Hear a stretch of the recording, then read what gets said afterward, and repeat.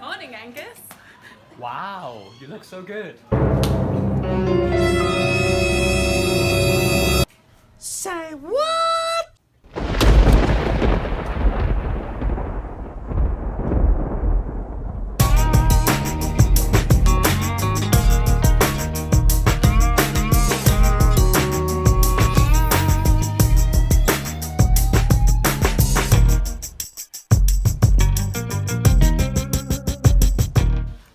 Do your students lack originality?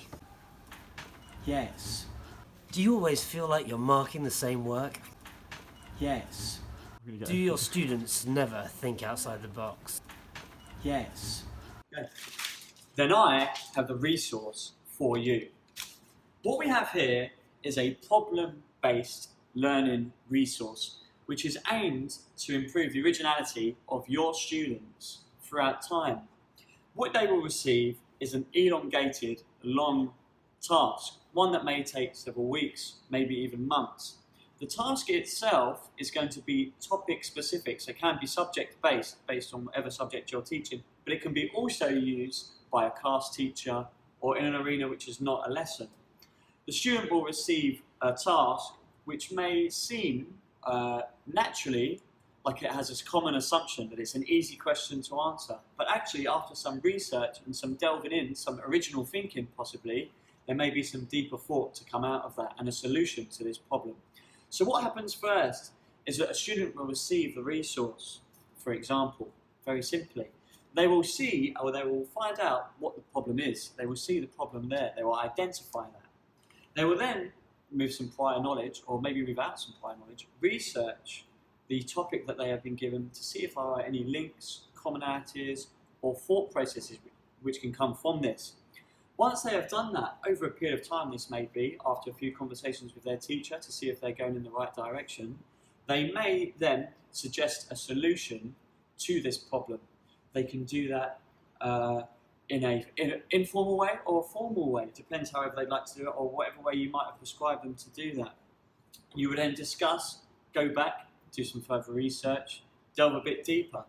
You would then build a final strategy to finish or complete or give your opinion on this problem, to try and solve the problem. You complete a final strategy to do that, and therefore you will report back finally to your teacher or the specialist who has this knowledge for them and give them some form of feedback from that. It is great in terms of it shortens your amount of marking, but it also gets students to think deeper in a more original thought and matter, and therefore helps them to take some responsibility in their learning, but also encourages original thinking, which is our learning disposition, which we are attacking in this resource. Yeah. Okay. Why it's great for teachers. Cuts down on marking, means that you're not marking the same piece of work over and over again, and it's also great for students. Okay, so I'm going to look at why it's good for students. Mr. Hall, give me any of these tasks at random. Maths and art. Oh, great. Demonstrate how maths influences art. Woo! Okay, so I have not looked at this before, but I'm going to give you an example of how a student would go about this task.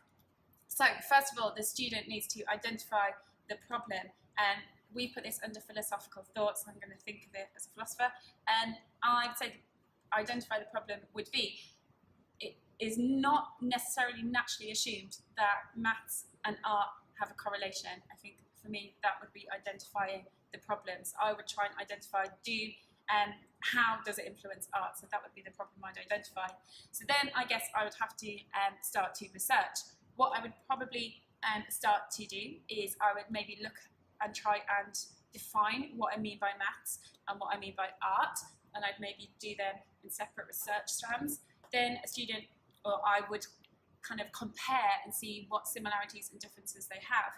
Leading on from that, from the similarities that maths and art have, I would try to look at some of the common skills or common areas or themes. Furthermore, I don't think I would just leave my research with one strand. From my outside knowledge, I know that maths is heavily influenced by philosophy. Philosophy is influenced by maths. So I would maybe research some polymaths, some people who have extended their knowledge of maths beyond the necessary mathematical sphere of understanding as we know it. And then I'd maybe see if any of our famous mathematicians have done some art, implemented art.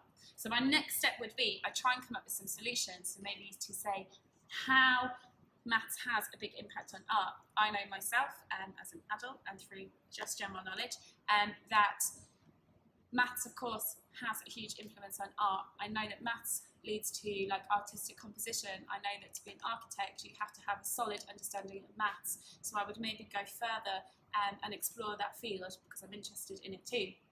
Finally, what I would do is I'd produce feedback or strategy.